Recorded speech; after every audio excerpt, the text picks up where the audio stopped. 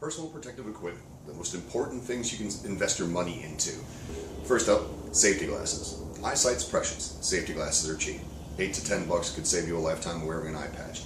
So, as I said, I do another entire video just on PPE, so we'll skim over these fairly quickly. Safety glasses, buy them, use them. No excuses, guys, just get them, alright? Shop apron, you don't necessarily need one. I wear one religiously because I like to try to not put as many holes in my clothing as humanly possible. And again, it's an added protective layer. This one here has stopped several power tools from gouging into my clothing and possibly gouging into me. I prefer split pig hide. That's what this is. You can always tell by the little dimples in here. It's very easy to tell. It's way thinner than cowhide is, right? Way lower than regular cow leather is. But it's really, really, really tough stuff. Now, if you only wear a shop apron for a couple hours a day, weight doesn't matter to you. The cowhide ones are really, really nice, but they're also super heavy. If you wear one for 8, 10, 12 hours a day, which I do, weight matters. That's why I like the lighter ones. They're very, very, very, very tough, but still they weigh, a fraction of what cowhide does. You don't need them. I prefer them. You may walk your own path in this one. Gloves. Simple, basic work gloves. Can save your hands from sharp edges on sheet metal, and just, save general grime and dust and dirt to begin with. But if you're in a metal shop and you're afraid of getting your hands dirty, you're probably in the wrong place. These are basic, simple work gloves. A few bucks at any big box store, at any hardware store. You get into, welding, or using torch work, things like that, you're going to want a good pair of welding gloves. A really good pair of welding gloves are actually not that expensive. These are some of the nice ones I've ever owned, and these were a whole $12, I think.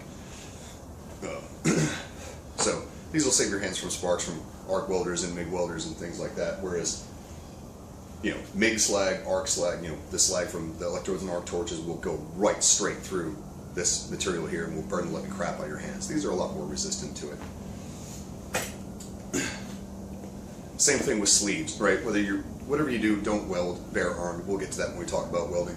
But even if you're wearing long sleeve shirts or even coats like this one's a little bit more resistant, but a lot of the little slag balls that come off of MIG welders and the flux slag that comes off of stick welders will burn right through most clothing. So, good thick leather welding sleeves. This one's actually got the full, this cape has actually got the full bib on it and everything, which typically I'm wearing an apron, so that doesn't really matter. But if you don't, this will save the front of your body too, the front of your shirts and stuff. These are not all that expensive, although they can be fairly pricey. This one was $50, I think, but this is really good thick stuff. This will resist, slag burns for years and years and years. Also handy when you're forge welding. Ear protection.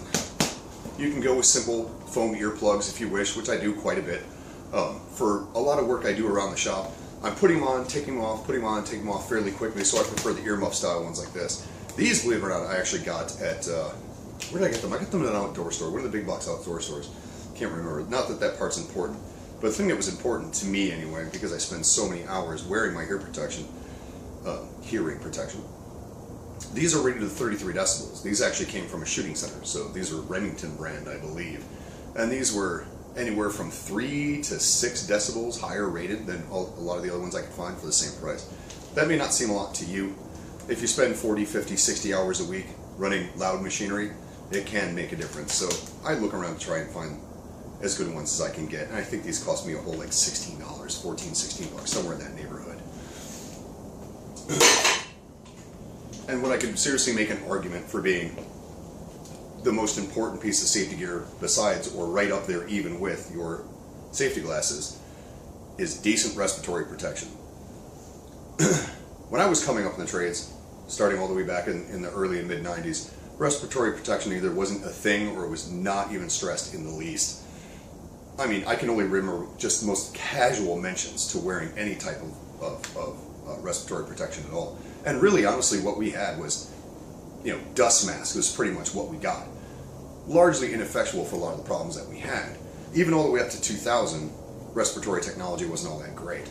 So unfortunately, I'm going to die horribly of some lung-related disease or illness because of all the years I spent huffing down hexavalent chromium and ozone and all manner of poisonous toxic fumes, as well as grinding dust. We'll talk about that when we get into grinders, but grinding dust from handheld grinders and grinding wheels is one of the worst things you could possibly be inhaling, right? This is probably one of the greatest things that's ever come along in respiratory technology. I'm going to do an entirely separate video just on this piece of gear because I love it so much. This is a 3M 6503 QL, I think it is, the quick latch version, which is why I want to do a video on this. The quick latch is amazing. That and this has the full-size cartridges for the filters, and it also has these flat ones. The thing that's great about these flat ones is when you have it on your face, this will easily fit under a full face shield. Forgot what I was saying there for a moment. And also fits really excellently under a welding helmet, which is extremely important when you're doing things like arc welding, which I do a lot of arc welding. All across the country, everywhere I go, all the people I visit, everyone's got some type of an arc welder stuffed underneath the bench somewhere. Not everybody has a MIG welder or a TIG welder or all kinds of other fancy things, but it seems like everyone and their grandmother's got an arc welder stuffed off in the corner, so you can always find one to use. Those are the worst offenders, but you know, MIG, TIG welders, things like that, these are all produce bad fumes and smoke you don't want to be breathing, but arc welders are the worst. It's like being in a smoke show. You know, it's like, oh, it's incredible. And it always seems like whenever you got your face down, you're welding, the smoke wants to come up your body like this, up underneath your mask. I always end up with just a welding helmet full of smoke by the time I'm done welding. So this being able to fit underneath there, I can breathe and still weld. Back in the old days, I would just hold my breath, weld until I got too much smoke in my face, flip my shield up, lean over, take a deep breath, stick my face back down under my shield and keep going. So these save a lot of that. And the other nice thing about it is with the quick latch feature, you can flip this little lever up, your mask comes off without having to, you know, pull the harness off your head. Take a deep breath, you know, take a drink of your coffee, whatever you want to do. Say something to a person you're working with, flip the lever and put your mask right back on just as snug as you had it before. This one you can buy this at the big box stores, and it's going to be expensive. They're about $40 to $50, not counting the filters. Don't buy them there.